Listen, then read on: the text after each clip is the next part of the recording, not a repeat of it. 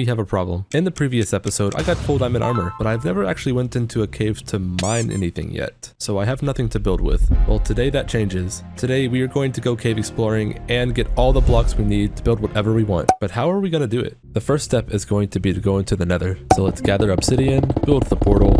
Okay, good. Let's go in. Wait, before I go into the Nether, I want to get enchants on my armor. The question is, where do I want my enchanting table? Do I want it in a tower, in a cave? Oh, I have an idea. Perfect. After adding some basic enchants to my armor, I think it's finally time to go to the Nether.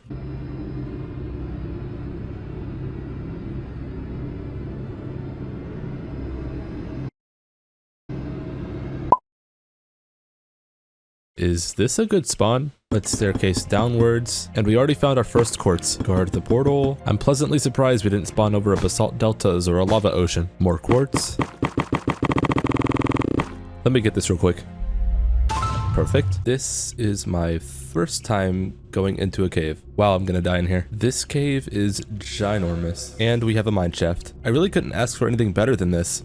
Well, other than diamonds. So after about an hour of caving, I decided to actually build something. I want cobblestone. I think I'm gonna build my farm in here, in this cave. This shouldn't take me long to mine out. Okay, let's build the farm. We have a hole. So now we place the slabs, put down some water, make a wall with some leaves and dirt, build it up. Oh look, an enderman. Pour some lava, which will make the cobblestone. Now we can build the TNT hopper chute thing. All my leaves burned because I didn't waterlog them. Okay, let's try again, but with water this time. Time for the TNT part. Boom.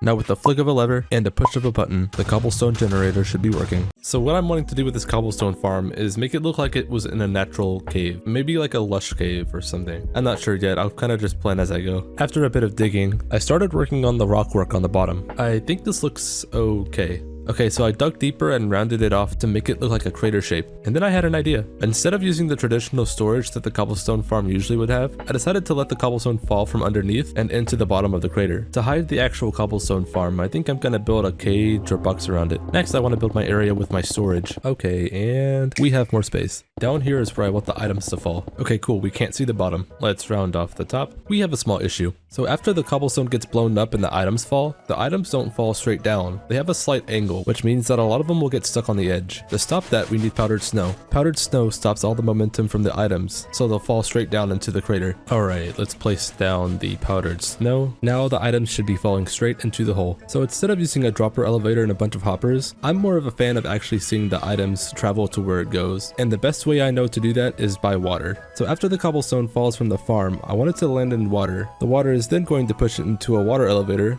The water elevator is going to take the item into another water source, and that water source is going to take that item and put it into a hopper connected to a chest. Make sense? So let's start the digging process, pour the water. Everything was looking nice, but the room was just not big enough for me. So instead of wasting more time mining with my pickaxe, I decided to do it the safe way, TNT. Because I blew up the crater even more, the wall I was working on before kinda blew up too, so I had to rebuild it. Okay, we're making progress. I've been using blocks like cobblestone and andesite to texture the walls more. Let's build the walls up. The cave is starting to take shape. I'm making these furnaces so I can smelt up a bunch of stone. After getting all the stone, I decided to round off the top of the cave. Because I want to create a lush cave theme, I wanted to add a small pond, which will eventually be the source of a waterfall. Now it's time to kick off the next level of detailing. To round the cave off even more, I'm going to start using slabs and stairs. Okay, it's getting there, but I still want more. And so I added mossy cobblestone slabs and stairs around the waterfall. In my mind, this indicates the moisture from the water and its effect on the rock. Although this entire cave is supposed to be a lush cave, so yeah.